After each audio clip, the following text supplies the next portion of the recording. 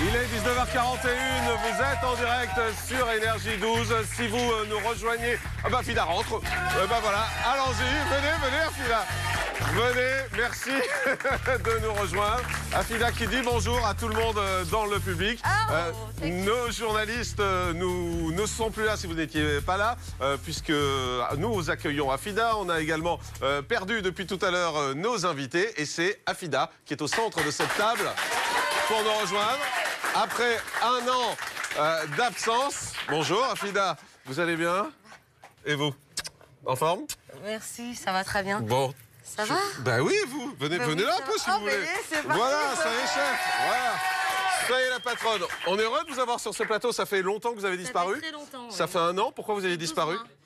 Mais parce qu'en fait, il m'est arrivé plusieurs événements. J'avais envie de me ressourcer, de partir aux États-Unis, travailler sur mon nouvel album, et puis de retourner à des vraies sources, parce que c'est un métier qui est très difficile. Mais j'ai fait mon retour, et spécialement pour vous, donc voilà. On est heureux de vous avoir sur ce plateau. Allez vous installer tranquillement. Allez vous asseoir. Afida, on va avoir l'occasion de parler avec vous. Vous allez nous expliquer ce que vous faites désormais. Vous faites de la musique. On aura l'occasion également de voir quelques extraits de votre clip. Vous êtes aujourd'hui chanteuse internationale. On va dire pour l'instant la France, la Belgique, la Suisse, l'Afrique, un peu en Allemagne. Et j'aimerais également remercier en fait tous les pays africains, Dom-Tom, Sénégal, Réunion, Guadeloupe. Et Echtebedisch Deutschland et l'Allemagne avec qui je tourne en ce moment. Donc voilà. Et bien évidemment le public français. Bien sûr. En revanche, ça a changé parce que avant vous glissiez des mots en anglais, là c'est en allemand maintenant. C'est vraiment international en fait. Mais écoutez Jean-Marc, moi j'ai vraiment envie que vous deveniez international. So Echtebedisch Morandini. Yeah! We love Morandini. Yeah! Nous adorons Jean-Marc Morandini. Ouais! Belle coiffure en tout cas, on va avoir l'occasion de parler. Spécialement pour vous. Ah ben je vois. Parce que ça c'est vraiment une exclue. Ah bah oui. Parce que ça c'était pour le clip Born in Angel, mais c'est vrai que c'était un tel plaisir. L'accueil, Guillaume Frisquet, je tiens à remercier, l'équipe d'Énergie, vous Jean-Marc depuis très longtemps. Donc voilà, je voulais vraiment vous amener quelque chose d'occasionnel et de très unique. Et alors, vous le méritez, c'est comme la pub L'Oréal. Vous êtes bien bonne. On va regarder un petit extrait de... Qu'est-ce que vous avez? Vous voulez quoi? Oui, je veux monter. Ah, d'accord, elle veut monter. Pardon. Bah oui, parce que vous savez, après toutes ces heures, oh my God, à la vôtre. Très bien. Alors, on va avancer un peu. On va regarder quelques images vous concernant, justement, puisque c'est vrai qu'on vous connaît depuis un petit moment à la télévision. Donc voici quelques images des musiques que vous faites, ce qui nous permet de retracer un peu votre parcours. Regardez. Of course, thank you, darling. Le grand public l'a découverte en 2002 dans une émission de télévision. Depuis, Afida Turner est partie faire sa carrière aux États-Unis. Là-bas, elle a épousé Ronnie Turner, le fils de Tina Turner. À Los Angeles, Afida s'est lancée dans la chanson. Son tube, Pas celle que tu crois, a été vendu à plus de 100 000 exemplaires.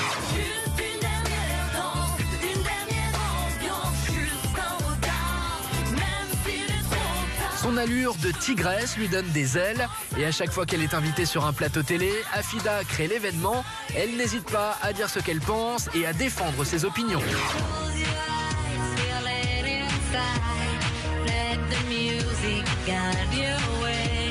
Afida Turner est un sacré personnage qui a su séduire de grandes voix comme Rick James ou Tina Turner.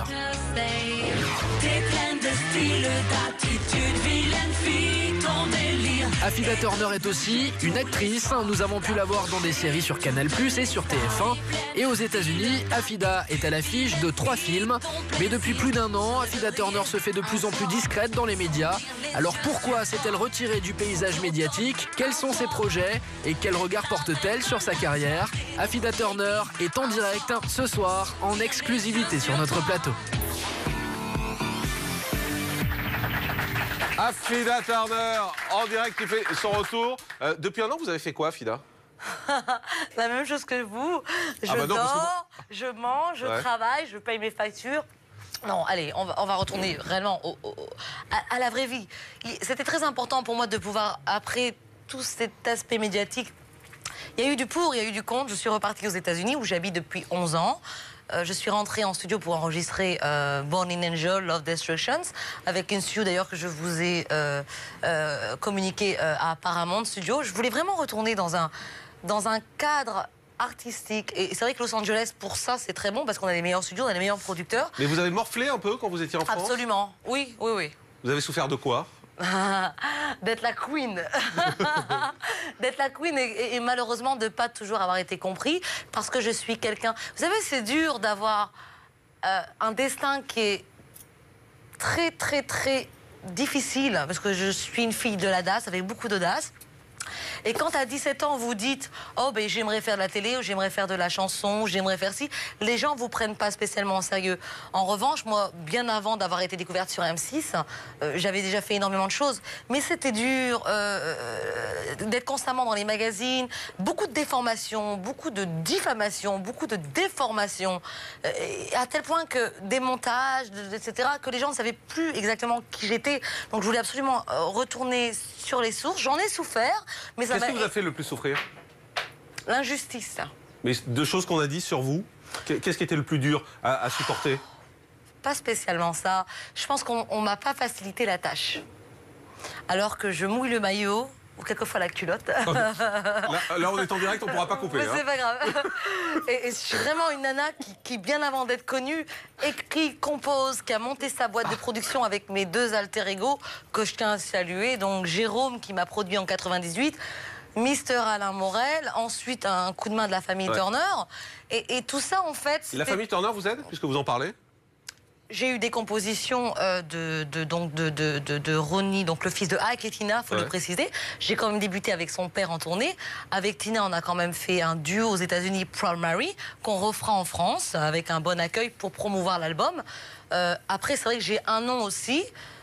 Ma belle-mère est à la retraite au jour d'aujourd'hui et je ne peux plus me permettre de faire n'importe quoi parce que je suis la seule avec le nom Turner. Et c'est pas parce que spécialement c'est ma belle-mère, mais c'est vrai que Ike et Tina ont tellement lancer le rock'n'roll aux États-Unis qu'il me fallait aussi de droit de pouvoir respecter et d'honorer ce nom et d'aller au charbon. Et c'est important. C'est très important.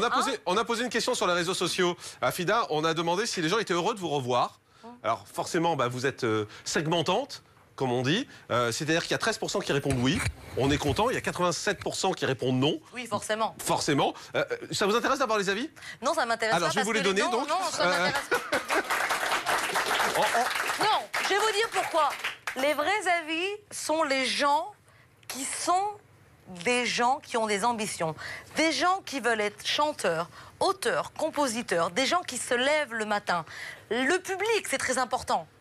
Donc tout ce qui est internet et tout ce qui est... Mais c'est le public. Oui, mais c'est pas vrai. Le vrai public est dans la rue. Et moi, les gens de la rue, je tenais d'ailleurs à vous remercier. On va pas tous les citer non plus parce que on va pas y arriver. Non, mais c'est important, Jean-Marc.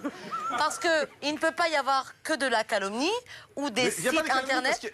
Mais moi, tout ce que j'ai à dire, c'est que je suis une jeune fille qui avait un destin qui était très difficile, qui a essayé de changer les choses. Et ça mérite beaucoup de respect. On a compris. Et je pense que on respecte tout ça, Afida.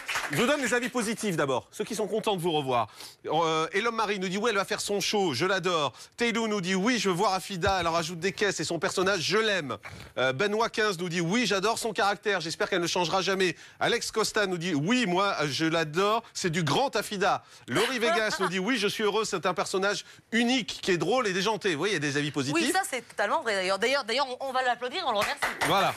Dans les avis négatifs, on a Stéphane Mec qui dit non, elle est beaucoup trop fatigante. C'est marrant 5 minutes et puis elle est fatigante. On nous dit non, elle vient juste pour faire le buzz. C'est Tamaritalou. Célia Marie nous dit non, elle se la joue en disant des mots anglais pendant les interviews. Eh ben, on va leur demander, vous faites quoi vous pour changer votre vie? Parce que vous, tout ça, c'est... Parce que la critique est simple, mais de faire quelque chose et de se battre, c'est beaucoup plus difficile. Qu'est-ce que vous en pensez? Eh ben, en tout cas, rien. Il n'en pense rien, visiblement. Mais si. Non, mais si, absolument. Je veux dire, les gens qui ne font rien, Jean-Marc, en fait, c'est facile de critiquer. Moi, justement, il y a beaucoup de gens, vous savez, c'est un peu la mode. Vous qui êtes à l'international aujourd'hui, je ne sais pas si vous suivez un peu ce qui se passe en France. Oui, mais j'ai vu en plus que maintenant vous vous mettiez à l'international. Parce que j'ai vu la dernière émission quand j'étais à l'hôtel. Vous avez montré des images du Jerry Springer Show. Tout à fait. Et de TMZ. Et donc, j'ai vu que vous étiez un peu à la page ou pas à la page. Parce que, voilà, donc moi j'aime le Jerry Leno, j'aime les shows américains. Donc voilà. Vous avez déjà fait un show américain, vous? Oui, mais j'ai pas fait celui dont je rêverais, ou c'est Oprah Winfrey. Alors, moi, je voudrais vous parler de gens français. Oui. Je voudrais vous parler de gens, parce que c'est un peu la mode à la télévision aujourd'hui. Oui. C'est des gens qui rêvent d'être stars, comme vous, de changer leur vie. Je voudrais avoir votre avis sur eux. En même temps, moi, je rêve pas. Hein. Depuis 98, j'ai sorti des disques avant. Vous êtes une star, tout à fait. Non, excusez-moi, c'était pas pour vous vexer. Non, c'est pas ça. C'était... Excusez-moi. C'est pas ce que je voulais dire. En tout cas, je bosse depuis 98, bien avant d'avoir été médiatisé. Parce qu'il y a plein de gens qui sont médiatisés, mais qui n'ont jamais rien fait auparavant. Ça, c'est important de le préciser. Merci. Alors, Jean-Marc, comme vous, Jean-Marc, moi, j'ai connu Jean-Marc, j'étais très jeune, j'étais une grande fan. Tout est possible. Ouais, enfin, ça, c'était il y a 20 ans. Oui, mais justement, et ben alors... voilà. Mais moi, j'étais fan. Et comme vous, tout est possible. Très bien. Donc, je vais entendre du bruit, là, parce que sinon... vous entendez du bruit, ils sont là. C'est le public.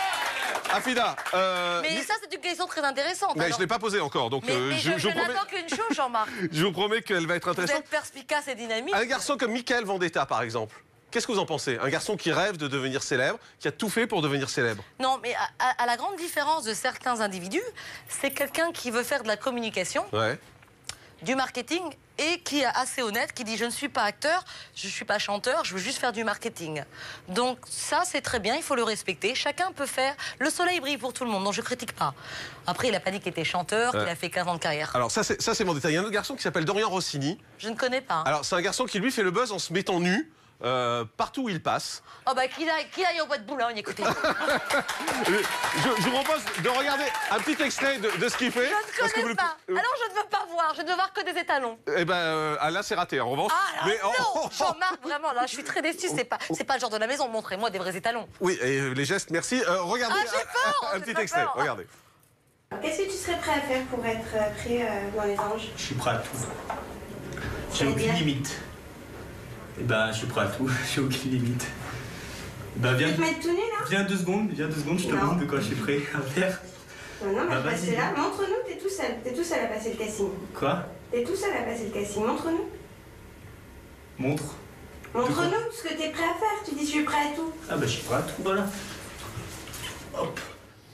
Ouais, vous pensez quoi de ce type de garçon? Mais bon, déjà, je ne le connais pas, donc je suis quelqu'un qui n'aime pas juger les gens. Quel est son background à ce garçon? Ah ben, il en a pas, il est tout nu. Oui, j'ai bien compris, mais est-ce qu'il est stripteaseur de profession? Ah non, pas du tout, pas du tout. Donc il voulait juste être nu? Exactement. Oh bah écoutez, moi je dirais, allez, c'est bon, you fire. Vous admirez, on traduit. Moi je veux voir des vrais étalons. Les stars américaines, vous les fréquentez un peu? À Hollywood, par exemple, on fait beaucoup de chirurgie esthétique. Oui, alors là... Vous avez touché à ça, vous? Ah non, pas encore. Parce que moi, alors pour le coup, sur le coup, là, Jean-Marc, vous allez vraiment m'exciter. Ah oui, bah écoutez. Ah mais j'adore. Ouais. Et me donner beaucoup d'énergie. Je n'ai pas fait de chirurgie esthétique. Quand j'aurai peut-être, je vous dis la vérité, je ne mens pas, si j'ai 75 ans ou 80 ans et que je suis encore dans le sillage et ayant des vrais seins et des vraies fesses, peut-être que je ferai quelque chose. Mais actuellement, je suis très très fière d'avoir des vrais cheveux, des vrais... Mais alors une vraie paire, des vraies fesses, d'ailleurs que je peux d'ailleurs constater et montrer. Venez. Hein? Ça va être un peu compliqué à voir, mais moi je vois. Regardez, est-ce que avancez. Voilà, ça se voit. C'est dommage qu'il y ait la table. Hein. Attendez, bougez pas. Avancez un peu, on va se mettre là. Voilà. Je pense qu'on verra mieux là. Voilà, c'est bien. Voilà. Super. Et puis en même temps, merci. Voilà. Merci, Afida. Non, mais c'est vrai que la chirurgie... Mais moi, je ne juge pas, parce que quelqu'un qui a 80 ans et qui a envie de se faire un peu remonter, c'est cool. Mais en même temps, il y a un côté qui m'agace fortement, parce que moi, je rencontre des gamines qui ont 17 ou 18 ans, qui se disent, mais oui, mais bon, je ne vais pas pouvoir réussir, je ne vais pas pouvoir un fiancé, je n'ai pas des gros seins, je n'ai pas des grosses fesses. Et moi, je leur dis, soyez qui vous êtes.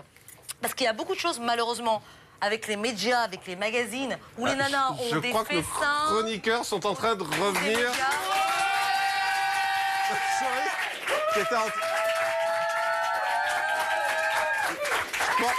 Je pense que c'est pas vraiment prévu que vous soyez là. Non, c'est vrai, mais bon, ce serait dommage de pas être là. Comment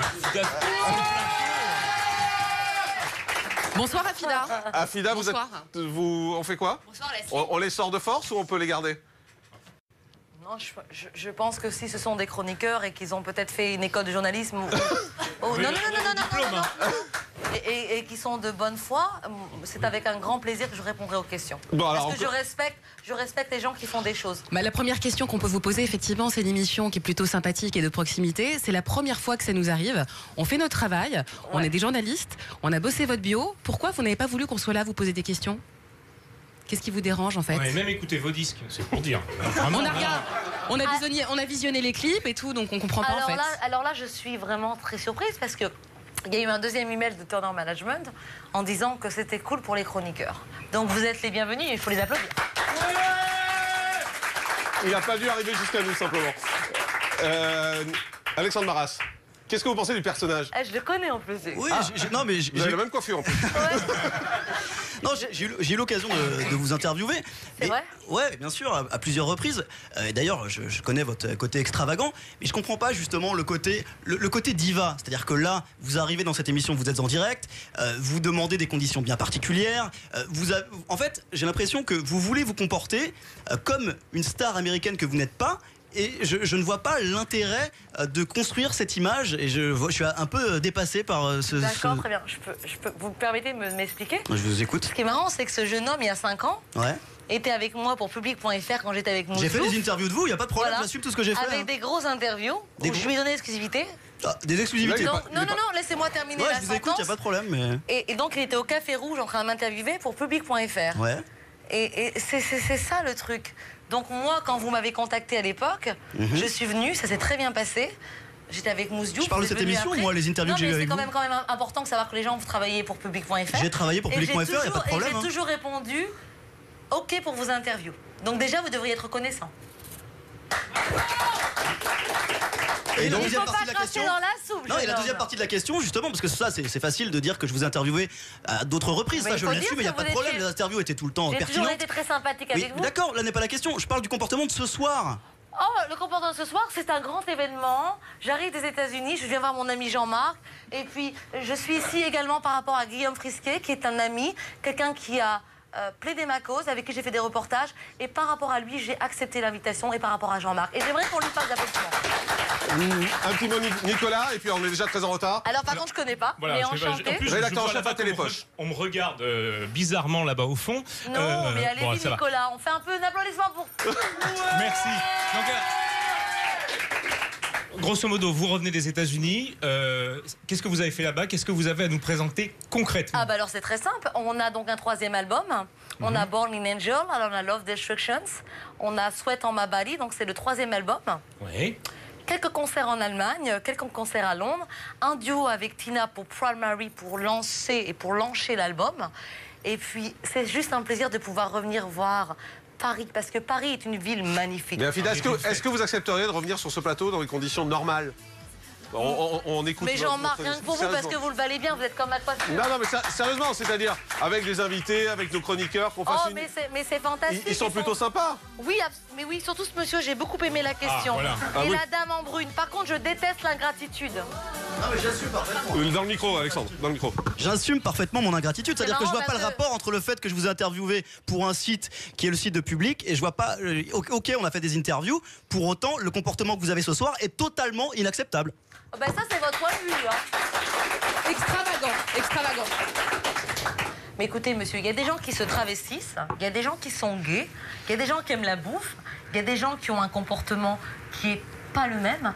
Moi, je pense qu'il ne faut pas juger les gens par rapport à leur couleur ou leur comportement ou leur exubérance. Et ça, non, laissez-moi terminer la sentence. Et ça fait... Sentence, carrément. Exactement. Parce que là, ça fait un peu juste d'application. Et je voudrais dire que ce soir, je suis ici pour Énergie 12 et pour Jean-Marc Morandini et pour Guillaume Frisquet et je veux entendre du bruit. Eh ben, merci beaucoup, Afida Turner, d'avoir été avec nous. On était très heureux de vous avoir ce soir en direct sur ce plateau. Merci à tous de nous avoir suivis. On se retrouve demain en direct à partir de 18h30. Merci, Afida. Et à très bientôt. Retrouvez Vous êtes en direct